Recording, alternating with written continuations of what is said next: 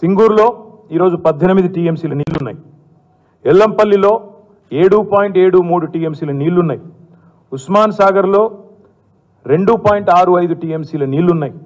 హిమాయత్ సాగర్లో 2.16 టీఎంసీల నీళ్లున్నాయి. సాగర్ విషయానికి వస్తే, నాగార్జున సాగర్ విషయానికి వస్తే ప్రస్తుత నీటి మట్టం సాగర్లో 513 ఈరోజు 513లో ఉంటే కూడా మనం బ్రహ్మాండంగా దాదాపు 10 టీఎంసీలు డ్రింకింగ్ వాటర్ కోసం తీసుకునే సామర్థ్యం మనకుంది, అక్కడ ఉండే సిస్టమ్కి ఉంది. 513 నుంచి ఒకవేళ 510కి పడ్డా నీళ్లు తగ్గినా 9 టీఎంసీలు తీసుకోవచ్చు. అక్కడి నుంచి MDDL అంటారు, minimum drawdown level. Minimum drawdown level సాగర్లో 505, అంటే ఇంకా MDDL కంటే దాదాపు 8 పైనే ఉంది తప్ప తక్కువ లేదు. అలాంటప్పుడు మరి ఈరోజు సాగర్లోనే దాదాపు ఒక 14-15 టీఎంసీల నీళ్ళు తీసుకునే అవకాశం ఈరోజు ఉంది కృష్ణా జలాల నుంచి.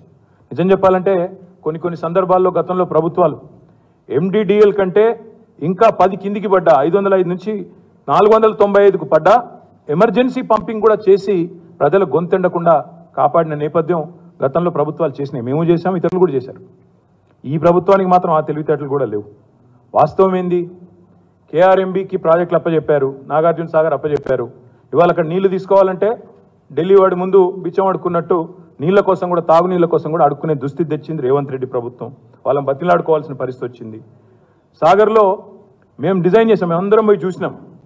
మా టీం మొత్తం పోయాం మేము సుంకిశాలకి.